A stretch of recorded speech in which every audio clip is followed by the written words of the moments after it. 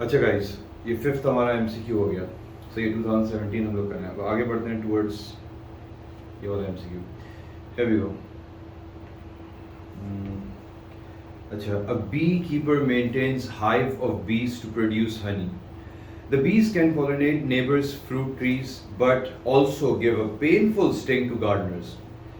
यानी कि अगर देखा जाए फ्रूट ट्रीज को जो नेबर्स के हैं एक्सटर्नल बेनिफिट मिल रहा है उनको। अच्छा, गार्डनर्स को स्टिंग करेंगे, एक्सटर्नल कॉस्ट है। अच्छा, private cost plus external cost social cost बनती है। External benefit plus private benefit, या उल्टा भी कर देते हैं, private benefit plus external benefit is equals to social benefit. अच्छा, if both of these events occur, how will cost and benefits be affected? External benefit will fall and social cost will fall. नहीं, सब चीज़ें एक साथ बढ़ेंगी। External cost will rise and social benefit will fall. नहीं, social cost and social benefit will fall. नहीं, दोनों बढ़ेंगे। Here we go. Social cost and social benefit will rise. आपको लॉजिक तो पता होगी, private cost plus external cost social cost बनाते हैं। तो जब एक्सटर्नल कॉस्ट बढ़ रही है तो सोशल कॉस्ट बढ़ेगी, जब एक्सटर्नल बेनिफिट बढ़ रहा है तो सोशल बेनिफिट बढ़ेगा। सही है, देयर वी गो। सही है, इनके फॉर्मूला फिर भी लिख देता हूँ, याद रखिएगा इसके फॉर्मूले को, इसके कॉन्सेप्ट को। Private cost plus external cost is equals to social cost, और private benefit plus external benefit is equals to social benefit. अच्छा, in 2015 there was a significant fall in world price of petrol, gasoline. Prices गिरे थे.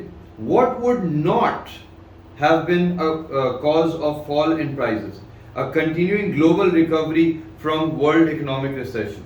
यानी कि अगर recession दुनिया भर में खत्म हो रहा है, रिकवरी हो रही है, तो यानी कि इकोनॉमिक ग्रोथ की तरफ जा रहे हैं, तो इकोनॉमिक एक्टिविटी बढ़ेगी। इसमें क्या होगा? इकोनॉमिक एक्टिविटी बढ़ेगी। इकोनॉमिक एक्टिविटी बढ़ेगी तो क्या होगा? डिमांड फॉर पेट्रोल बढ़ेगा। इकोनॉमिक एक्टिविटी बढ़ रही है, लोग ट्रैवल करेंगे, इंडस्ट्रीज प्रोड्यूस करेंगी, बाइंग सेलिंग होगी, तो इवेंचुअली क्या होगा? डिमांड फॉर पेट्रोल बढ़ेगा। उससे प्राइस तो बढ़नी चाहिए, प्राइस बढ़नी चाहिए, कम नहीं होनी चाहिए, प्राइस बढ़नी चाहिए। ये बोल रहा है कि इसके अंदर क्या चीज ऐसी है कि जो प्राइस विल नॉट कॉज, देखें not is very important, not cause a recovery. सही है, बाकी सब चीजें इंक्रीज से सप्लाई बढ़ेगी, फिर उसके बाद री एंट्री ईरान के कहते हैं, सप्लाई बढ़ेगी जिससे कि प्राइस गिरेगी। अ शॉर्टर जर्नी के कहते हैं फ्रॉम यूजिंग द न्यू के कहते हैं स्विस कैनाल के कहते हैं। सही है, इससे भी क्या कहते हैं सप्लाई। तो ये बेसिकली ए जो है वो बेसिकली इवेंचुअली क्या करेगा, क्या कहते हैं, वो डिमांड बढ़ा रहा है, इससे तो इवेंचुअली क्या कहते हैं प्राइसेस बढ़नी चाहिए, गिरनी नहीं चाहिए। अच्छा, हियर वी गो। अच्छा, which statement about financial matters is correct? Commercial banks main activity is the finance of international trade। नहीं भाई, और भी उसके बहुत सारे काम होते हैं कमर्शियल बैंक के।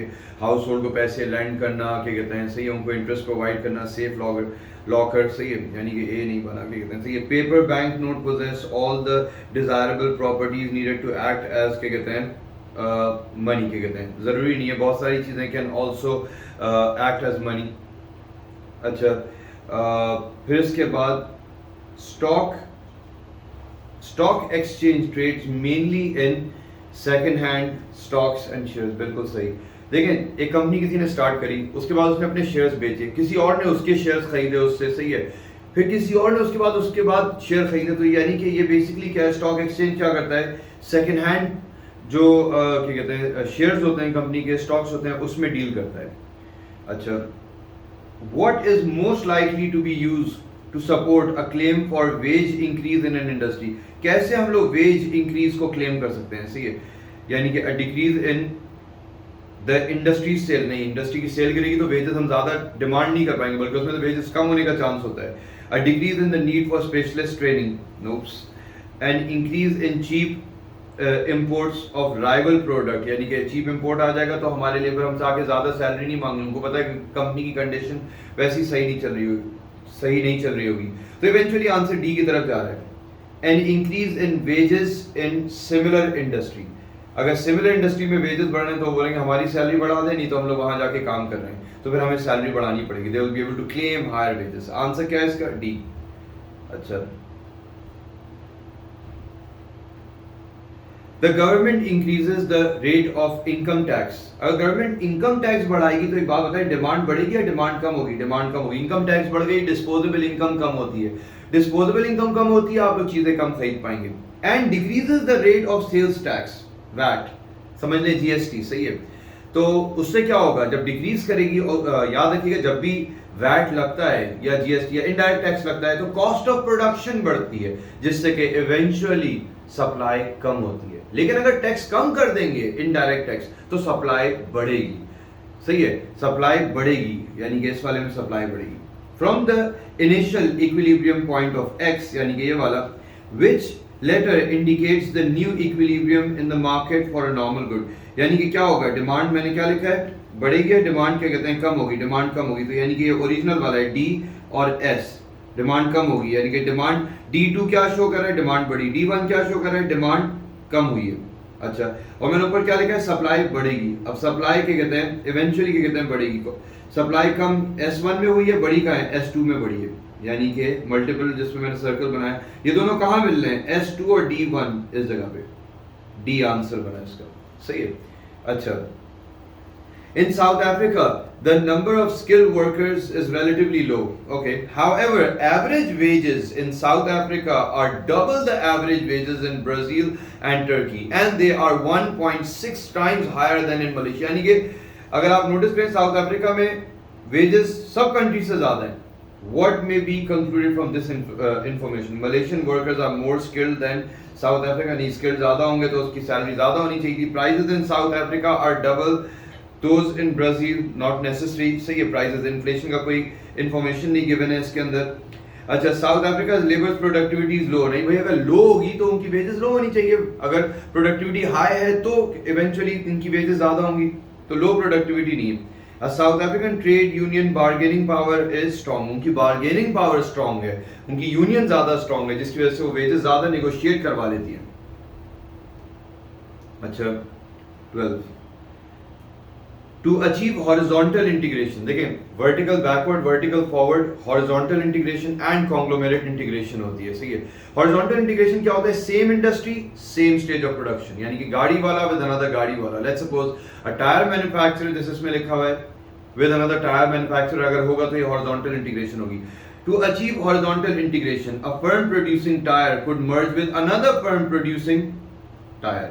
अच्छा, तो यानी कि we do understand what vertical, अच्छा अगर मैं बोलता वर्टिकल बैकवर्ड इंटीग्रेशन इसने बोली होती तो आंसर बन सकता था बी, क्योंकि रबर से टायर बनता है। अच्छा, which cost will necessarily fall continuously as output increases, याद रखिएगा एवरेज फिक्स कॉस्ट गिरती रहती है। मिसाल के तौर पे इस रूम में मैं एक स्टूडेंट को पढ़ा रहा हूँ, 10,000 रुपए इस क्लास की रेंट देता हूँ मैं, सही है, तो एक स्टूडेंट को पढ़ाने में 10,000 कॉस्ट आ रही है, दो स्टूडेंट आ गए, इसी क्लास का रेंट जो है जो 10,000 है वो दो स्टूडेंट में डिवाइड हो जाएगा, 10,000 डिवाइड बाई 2, 5,000 5,000। इस क्लास में मिसाल के तौर पे 10,000 स्टूडेंट बैठ गए तो 10,000 डिवाइड बाय 10,000 1, सही है। इस क्लास में पूरे पाकिस्तान की पॉपुलेशन बैठ गई, लेट्स सपोज, सही है, 10,000 डिवाइड बाय पूरी पाकिस्तान की पॉपुलेशन में भी 27 करोड़, 0.0000 समथिंग। तो यानी कि होता क्या जा रहा है, जितना आप प्रोड्यूस करते जा रहे हैं एवरेज फिक्स कॉस्ट नहीं, फिक्स कॉस्ट सेम रहेगी 10,000, एवरेज जो आ रही है एक यूनिट पे, क्योंकि वो स्प्रेड होती जा रही होगी, तो इवेंचुअली क्या होगा, वो कम होती जाएगी, तो average fix cost will fall. अगर हम एवरेज वेरिएबल कॉस्ट पे बात करेंगे, जहन में अक्सर स्टूडेंट मेरे पास ये एमसीक्यू लेके आते हैं, वो कहते हैं कि बी क्यों नहीं बन रहा आंसर, वेरिएबल कॉस्ट कम होती है जब तक इकोनॉमीज ऑफ स्केल आ रहा है, उसके बाद क्या होगा, डिसइकोनॉमीज ऑफ स्केल आना शुरू होगा, जिससे कि variable cost actually average cost बढ़ना शुरू हो जाती है। अच्छा, number 14, a monopoly takes over an industry from a competitive firm, यानी कि और मजीद मोनोपोली हो गई, कंपेटिटिव फर्म था, मोनोपोली ने उसको भी टेक ओवर कर लिया। अच्छा, व्हाट इज नॉट सही है, what is not likely to be true about monopoly compared with competitive market, monopoly will earn higher profit, हाँ ये बात सही है, इसे नॉट पूछा है, ये सब तो सही है, क्या कहते हैं, सही है। अब monopoly will gain greater market share, हाँ क्योंकि अब अकेला खुद ही बचेगा, पहले खुद मोनोपोली था, कंपेटिटिव फर्म को टेक ओवर कर लिया। अब monopoly will offer wider choice to consumer, no ये आंसर बना है, क्योंकि ये बात गलत है, मुझे क्या चीज नहीं होगी, मोनोपोली कभी भी वाइडर चॉइस कंज्यूमर को नहीं देगा, परफेक्ट कंपटीशन देता है, मोनोपोली कंज्यूमर को वाइडर चॉइस नहीं देता, मतलब एक ही प्रोडक्ट है, खरीदना खरीदो, नहीं खरीदना मत खरीदो, ये स्टाइल होता है इनका। अभी क्लियर? अच्छा, 15 द लास्ट एमसीक्यू, क्योंकि माइक्रो इसके अंदर फिर क्या कहते हैं हमारा एंड हो जाता है, micro ends at 15, so here we go. अच्छा, the table shows the cost of a firm. अच्छा, यूनिट ऑफ आउटपुट 10 अगर प्रोड्यूस करा, उसकी वेरिएबल कॉस्ट 15 आ रही है और उसकी टोटल कॉस्ट 85 आ रही है। अच्छा, एक बात बताएं, टोटल कॉस्ट और वेरिएबल कॉस्ट का जो डिफरेंस है वो क्या होता है? फिक्स कॉस्ट होती है। मैं बोल रहा हूं आपको मेरी कॉस्ट आती है 85 और मेरी वेरिएबल कॉस्ट है 15, तो आप कहेंगे अच्छा है, यानी कि डिफरेंस 70 जो है वो मेरी बेसिकली क्या है? Fix cost. तो अब यहाँ देखें, 20 यूनिट्स अगर बना रहा है तो 25 वेरिएबल कॉस्ट आ रही है और 95 का डिफरेंस 70। अगर मैं 30 यूनिट्स बना रहा हूँ, 35 वेरिएबल कॉस्ट है और टोटल कॉस्ट मेरी जो आ रही है पूरी कॉस्ट वो 105 है, तो बीच में यानी कि 70 फिक्स कॉस्ट है। इसी तरह से 45 115, तो यानी कि what is the value of fix cost? 70। यानी कि यहाँ क्या होता है, 1 से लेके 15 तक क्या है? End of micro. सही है, तो ये माइक्रो के एमसीक्यूज हैं।